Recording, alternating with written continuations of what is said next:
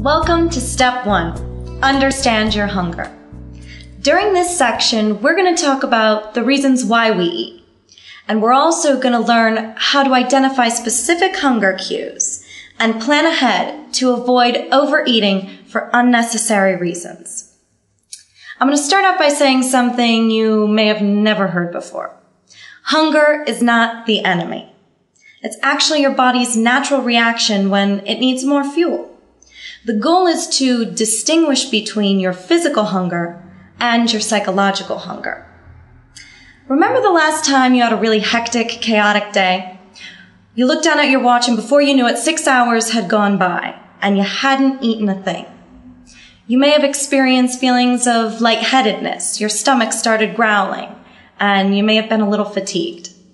This was your physical hunger talking, and it's a perfectly legitimate reason to eat. The second kind of hunger is your psychological hunger.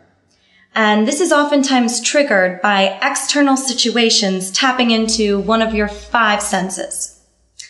For example, you're sitting on the couch at home watching your favorite television series. A commercial pops on with a delicious, gooey chocolate cake. Before you know it, you're running to the refrigerator, searching the cabinets for something to satisfy that craving that was brought on by the commercial and the images projected in it. Marketing companies have become very savvy at understanding your psychological hunger and tapping into it by persuading your consumption decisions. With fast food restaurants on every corner and point-of-purchase displays in the supermarkets just begging you to take that bag of chips or grab the soda before you check out. It can be very challenging to overcome these situations, and small lapses may occur. A lapse or a cheat is something that should be expected in any weight loss program, and it's okay. The goal is to identify that the lapse has occurred and to learn from it, but to also move forward. Remember that each meal is a new meal and a brand new opportunity to start fresh. The next time you experience a lapse, I want you to ask yourself, were you responding to your physical hunger? When was the last time you'd eaten anything at all that day?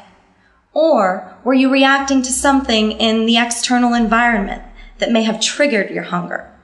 Did you see something or smell your favorite fast food restaurant and all of a sudden you were hungry because of that? Another form of hunger may be referred to as emotional eating, and it's oftentimes brought on by emotional or stress overload. Do you ever find that you use food to help you deal with stressful situations brought on either socially, in your personal life, or in work-related situations? Do you ever crave the numbness associated with a full stomach after a large meal?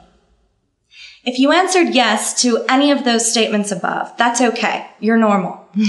This is just an area that we may want to focus on more in the future. This week is all about self-observation. I want you to get into the habit of acknowledging the root of your hunger. So, over the next 7 days, I want you to complete the chart provided. It will guide you in learning to identify whether you're responding to your physical, psychological, or emotional eating cues. The first week can always be difficult, so remember to stay motivated and consistency will pay off big time. I look forward to seeing you next week for Step 2, where we will review strategies for asserting your right to a healthy new lifestyle.